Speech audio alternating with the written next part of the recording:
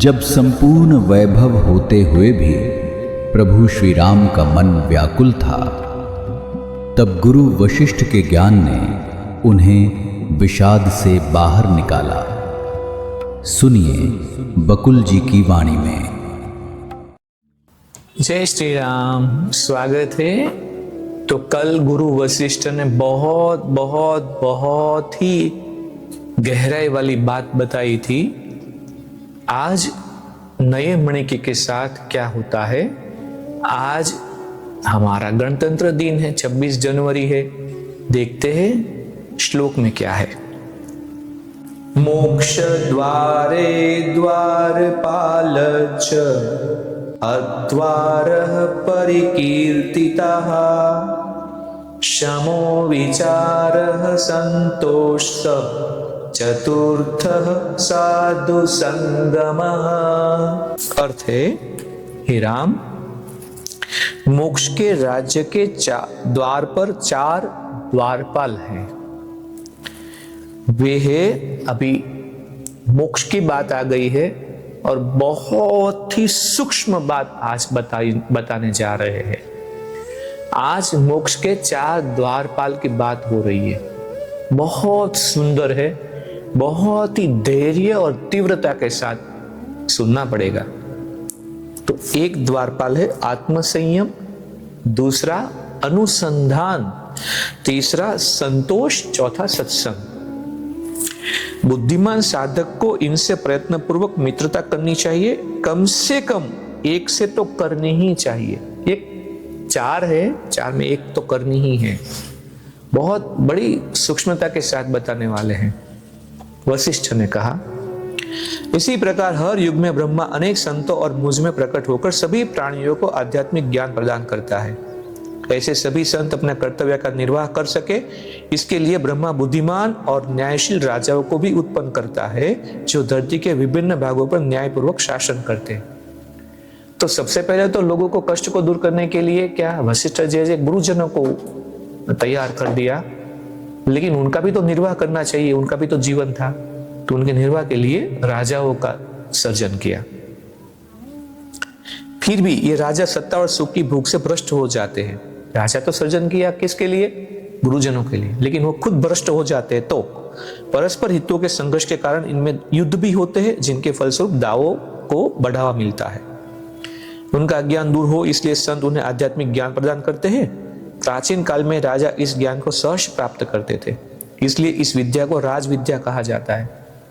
और इसी नाम स्वामी विवेकानंद ने, जो भी उनकी जयंती गई है, उन्होंने भी इस योग को राजयोग कहा गया है। वैसे 3 योग है हमारे यहाँ पे, तो जो ज्ञान योग है उनको राजयोग क्यों कहा गया है? क्योंकि ये राजाओं के लिए पहले आसान था। हे राम, तुम्हारे हृदय में न संगति की उच्च भावना शुद्ध विवेक के फलस्वरूप उत्पन्न हुई है। यह भावना परिस्थिति जन्य तथा कुठाजन्य आसक्ति की भावना से ऊंची है। मतलब तुम्हारे साथ कोई विपरीत परिस्थिति आ गई और तुम इस विषाद में आ गए, ऐसा नहीं है। लेकिन तुम्हारे अंदर जो ये विषाद उत्पन्न हुआ है, वो शुद्ध विवेक के फलस्वरूप हुआ है। ऐसी अनासक्ति ईश्वर की कृपा से ही उत्पन्न होती है, बल्कि यो कहना चाहिए कि शुद्ध विवेक का साक्षात्कार होने पर ही उत्पन्न होती है। अब देखिए, कल तक तो ये बोल रहे थे कि इच्छा जैसा कुछ है ही नहीं, भाग्य जैसा कुछ है ही नहीं, और आज बता रहे वशिष्ठ जी क्या कि ऐसी अनासक्ति ईश्वर की कृपा से ही उत्पन्न होती है। तो दोनों कथन बिल्कुल विरुद्ध में हो गए। ऐसा क्यों? तो इसलिए हम बता रहे थे सबसे शुरू से कि ये ग्रंथ में बहुत सी बातें ऐसी होगी जो परस्पर विरुद्ध कथन हो सकता है, लेकिन ऐसा क्यों होता है वो भी भगवान गुरु वशिष्ठ बताएंगे। जब तक सर्वोच्च ज्ञान का हृदय में उद्यम नहीं होता, प्राणी जन्म मरण के चक्र में पड़ा रहता है। हे राम, मेरे इस विवेचन को ध्यान से सुनो। ज्ञान अज्ञान के वन को नष्ट कर देता है। इस वन में घूमते रहने पर प्राणी भ्रमों में पड़ा रहता है और असीम दुख में डूबा रहता है। इसलिए उसे किसी ज्ञानी गुरु के पास जाना चाहिए। सही मनोदशा से तथा प्रासंगिक प्रश्नों के द्वारा उसे पूछना चाहिए और साथ ही उसकी शिक्षा भी निष्ठापूर्वक ग्रहण करनी चाहिए। तभी वह प्राणी के जीवन का अंग बनती है। मूर्ख लोग बिना आदर की भावना से अप्रासंगिक प्रश्न पूछते हैं और सबसे बड़ा मूर्ख वह होता है जो संत के ज्ञान का मखौल उड़ाता है। अब मूर्ख के आगे तो कोई बात करनी ही नहीं है, क्योंकि हमारे गंगा सती ने भी ये बताया है ना कि मूर्ख के आगे ज्ञान बताना भी सबसे बड़ी मूर्खामी है।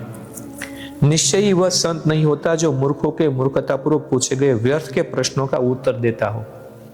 इसलिए ये बात मूर्खों के लिए तो है ही नहीं, जो भी है वो सब ज्ञानियों के लिए, जिनके ऊपर आत्म साक्षात्कार होने का एक निश्चय उठा है। हे राम, निश्चय ही तुम सभी साधकों में उत्तम हो, क्योंकि तुमने सत्य पर सही ढंग से चिंतन मनन किया है और अनासक्ति के फलस्वरूप उत्तम की प्राप्ति के लिए प्रेरित हुए हो। मुझे विश्वास है कि मैं तुमसे जो कुछ भी कहूंगा उसे तुम अपने हृदय में दृढ़ता पूर्वक धारण करोगे। निश्चय ही हर एक को अपने हृदय में ज्ञान को विराजमान करने के लिए सकारात्मक प्रयास करना चाहिए, क्योंकि मन बंदर की तरह चंचल होता है। एक बात और, प्राणियों को मूर्खों की संगति से भी दूर रहना चाहिए। तो इस ग्रंथ के द्वारा गुरु वशिष्ठ जी भले भगवान श्री राम को बोलते हैं, लेकिन ये हमारे लिए भी बहुत ही बड़ा इशारा है कि मूर्खों की संगत से हमें दूर रहना है। तो श्लोक का फिर से क्या भाषांतर होता है? ये राम, मोक्ष के 4 द्वारपाल है: आत्मसंयम, अनुसंधान, संतोष और सत्संग। इसी के साथ आज का हम मणिके को यहाँ पे पूरा करते हैं। कल देखते हैं इस 4 द्वारपाल को कैसे सूक्ष्मता से गुरु वशिष्ठ बताते हैं। तब तक के लिए जय श्री राम। इस ज्ञान यात्रा में हमारे साथ बने रहने के लिए चैनल को सब्सक्राइब करें और बेल आइकॉन दबाएं।